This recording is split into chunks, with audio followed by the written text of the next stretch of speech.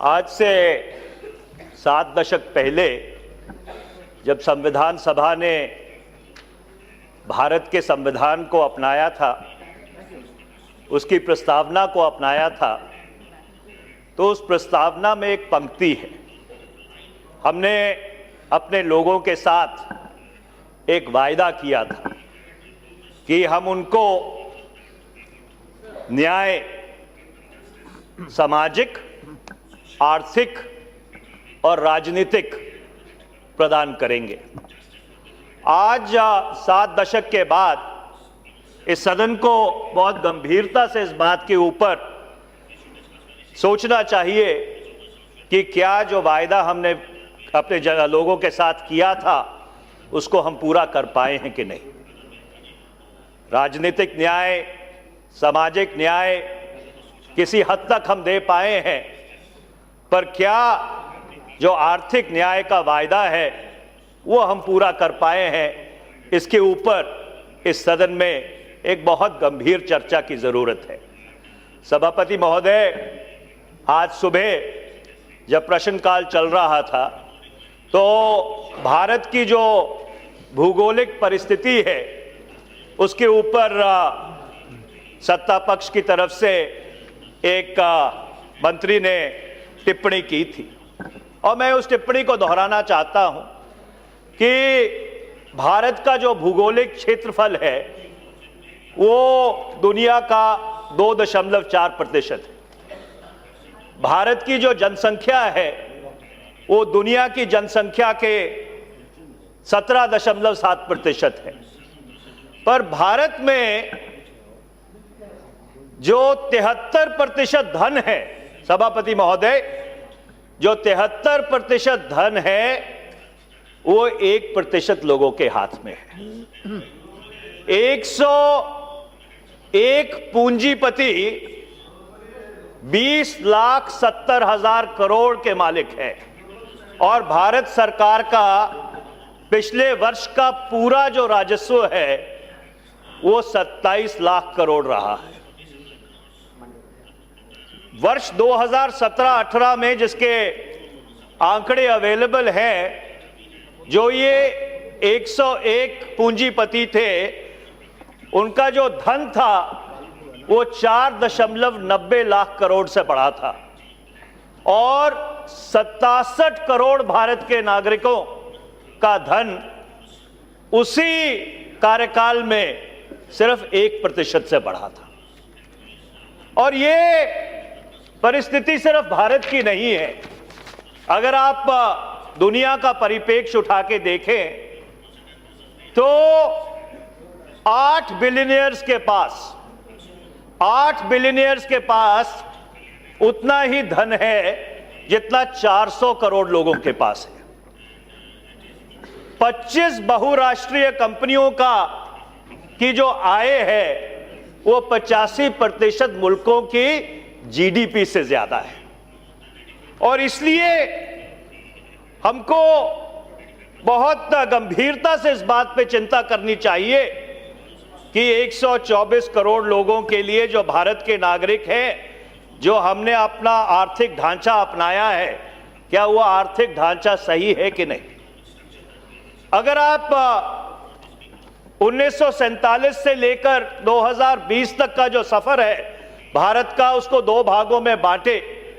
1950 से लेकर 1990 तक 40 वर्ष में भारत का जो सरल घरेलू उत्पाद है, जीडीपी, वो 4.45% से बढ़ा और 1990 से लेकर 2020 तक वो 6.51% से बढ़ा और इस वर्ष वो सिर्फ 5% से बढ़ रहा है। और इसीलिए मैं दोबारा से यह बात दोहराना चाहता हूं कि जो हमने आर्थिक ढांचा अपनाया है, जो हमारा इकोनॉमिक मॉडल है, उसके ऊपर पुनर्विचार करने की जरूरत है। बजट से पहले, आय व्यय से पहले सरकार इस सदन के पटल के ऊपर माननीय वित्त मंत्री के माध्यम से आर्थिक विश्लेषण रखती है। वो आर्थिक विश्लेषण सरकार की जो आर्थिक सोच है उसको इंगित करता है। और बहुत जिम्मेदारी से मैं ये बात कहना चाहता हूं कि जो आर्थिक विश्लेषण है वो पूरी तरह से दिशाविहीन था और उसके दो मुख्य कारण हैं। पहला तो वो जो धन पैदा करने वाले हैं उनका स्तुति गान करता है।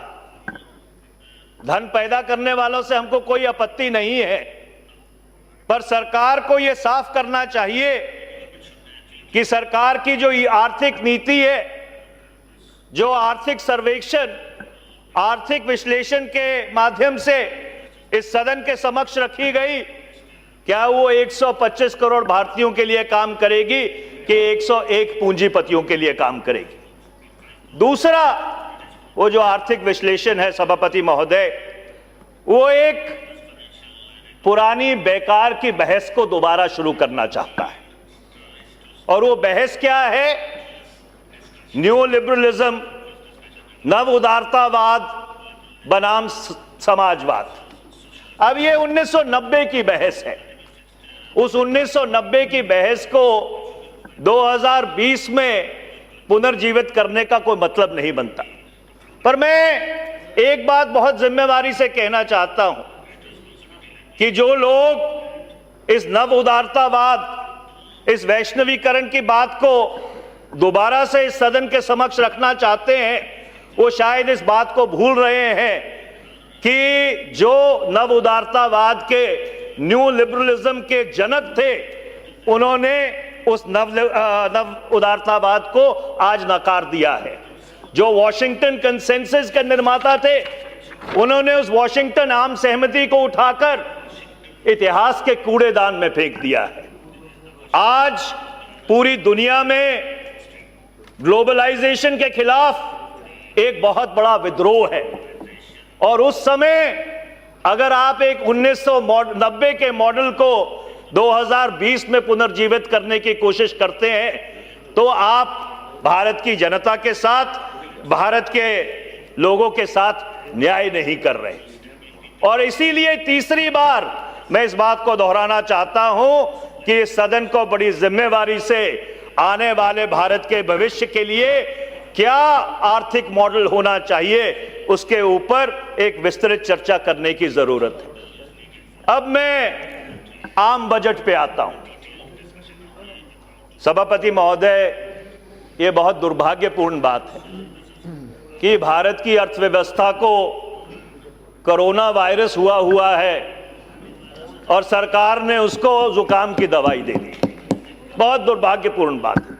और मैं अपनी बात को प्रमाणित करने के लिए कुछ आंकड़े आपके माध्यम से सदन के समक्ष रखना चाहता हूं। जीडीपी ग्रोथ 5%, 11 साल में सबसे कम। निजी खपत 5.8%, 7 वर्ष में सबसे कम। निवेश ग्रोथ 1%, 17 वर्ष में सबसे कम। मैन्युफैक्चरिंग ग्रोथ 2%, 15 वर्ष में सबसे कम। कृषि का वृद्धि दर 2.8%, 4 वर्ष में सबसे कम। बैंक क्रेडिट ग्रोथ अप्रैल जनवरी 2020 में 7.6% और पिछले वर्ष उसी अप्रैल जनवरी 2019 में ये 14.5% था। मैं कुछ और आंकड़े आपके सामने रखना चाहता हूं। बेरोजगारी दर 7.35%, 5 साल में सबसे ज्यादा। एनएसएसओ के डेटा के हिसाब से 6.1%, 45 वर्ष में सबसे ज्यादा। बेरोजगारी दर सीएमआई के हिसाब से 8.45%, 3 वर्ष में सबसे ज्यादा।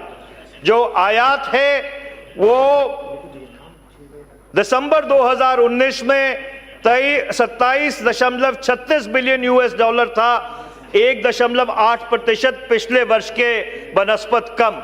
जो निर्यात था वो 36.61 बिलियन डॉलर था, पिछले वर्ष के बनस्बत 8.83% कम, जो बिजली की खपत थी वो 5% कम, जो हाउस होल्ड सेविंग रेट था वो एक वर्ष में 23.6% से घटकर 17.2% रह गया। और ऐसे अनेक आंकड़े हैं जो इस बात को प्रमाणित करते हैं कि भारत की जो अर्थव्यवस्था है वो आज एक बहुत ही संवेदनशील परिस्थिति में है।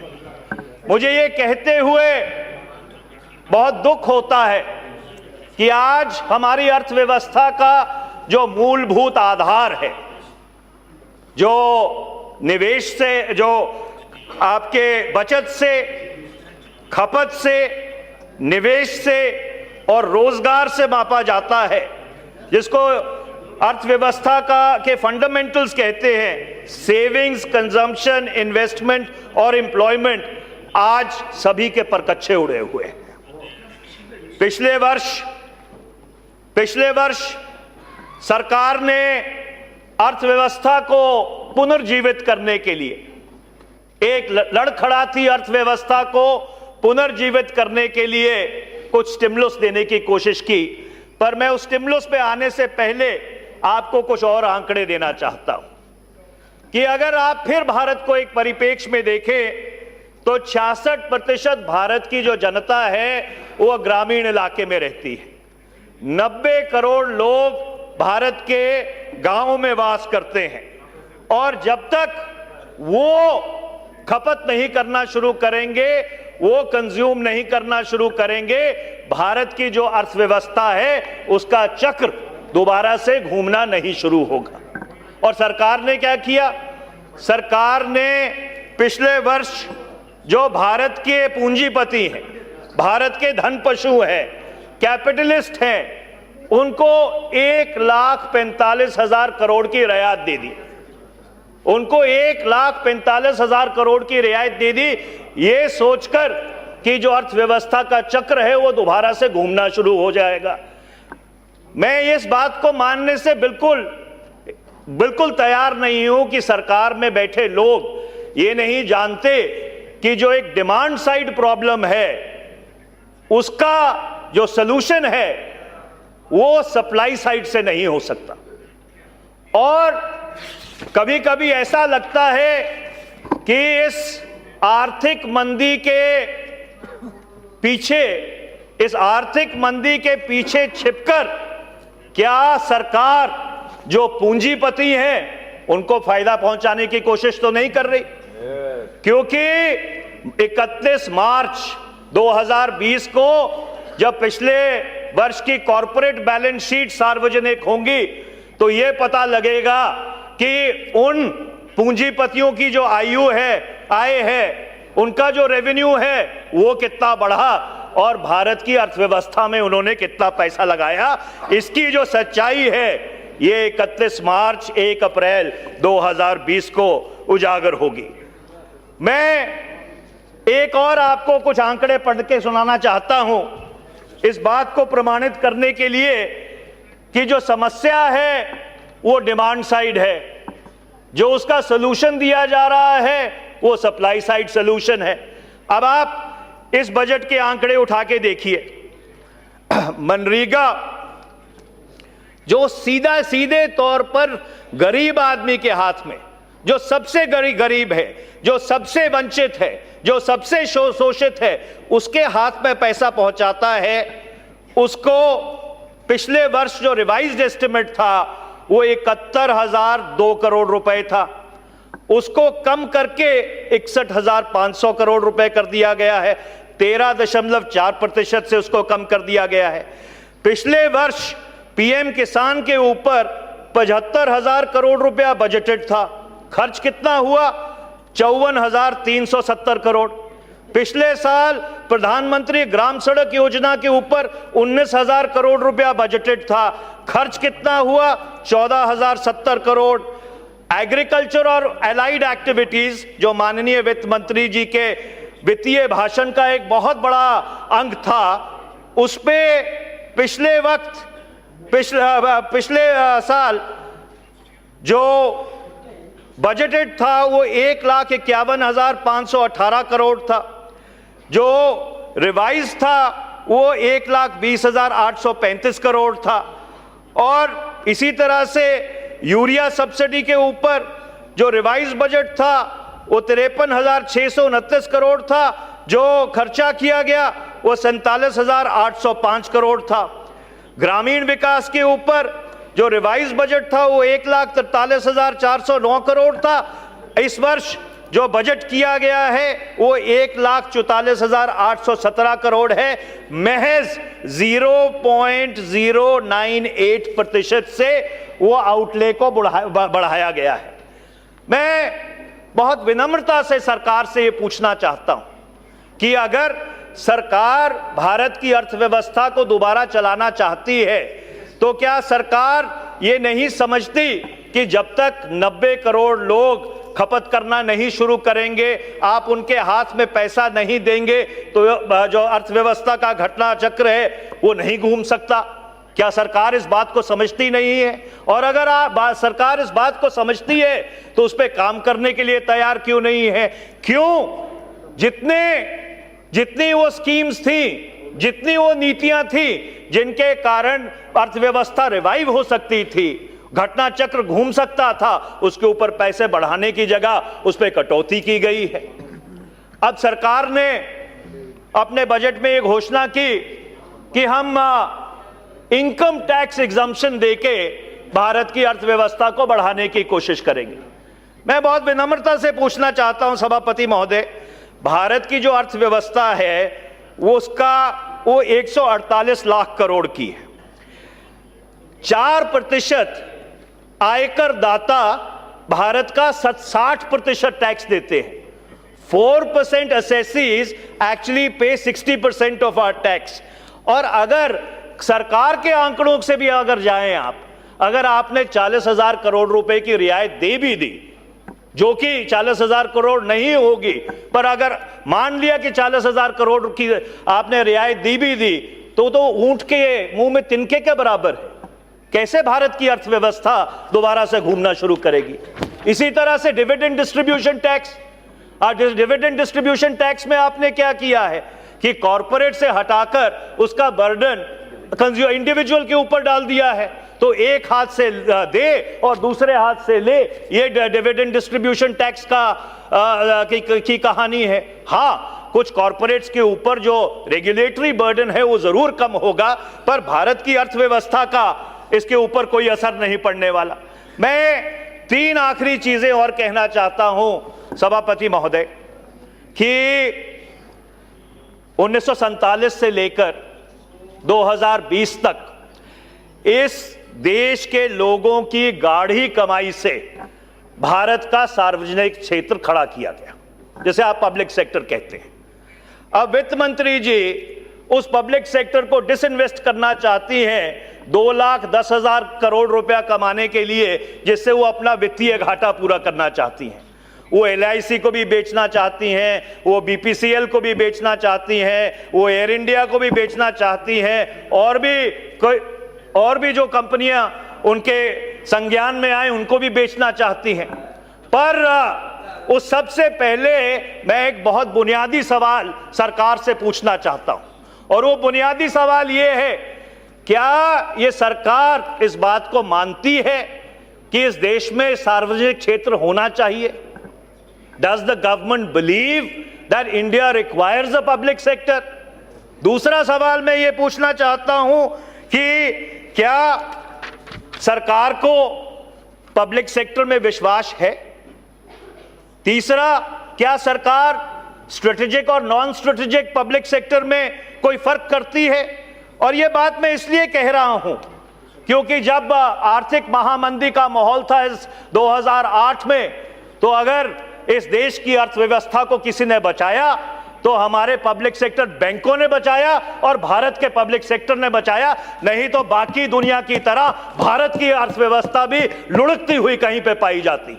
अगर आज भारत की अर्थव्यवस्था सुदृढ़ है तो वह हमारे सार्वजनिक क्षेत्र और पब्लिक सेक्टर बैंक्स की वजह से है, जो सरकार को यह बात समझाते हैं कि it is not the business of government to be in business, मैं सरकार को ये कहना चाहता हूं, उनसे आगाह रहिए।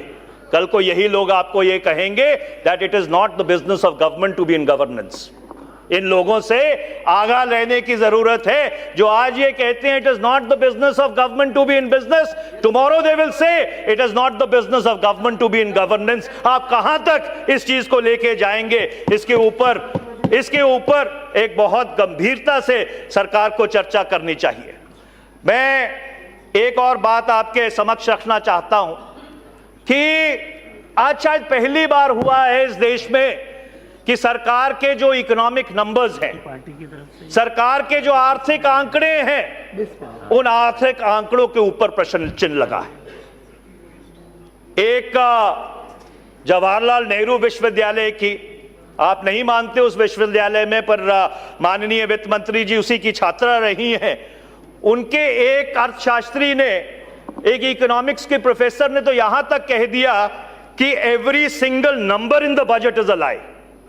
Every single number in the budget is a lie. If you want, I can put that statement on the floor of the house. मैं उससे इत्तेफाक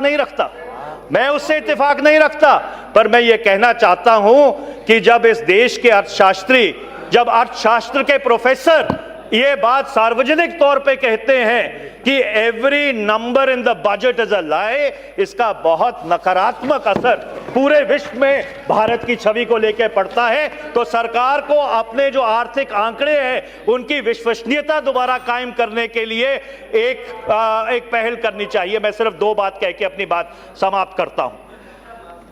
सभापति महोदय इस सदन में अपने बजट के भाषण में 12वें पैरा में वित्त मंत्री जी ने यह कहा कि वर्ष 2006 और 2016 के बीच 27 करोड़ लोगों को गरीबी रेखा से ऊपर उठाया गया।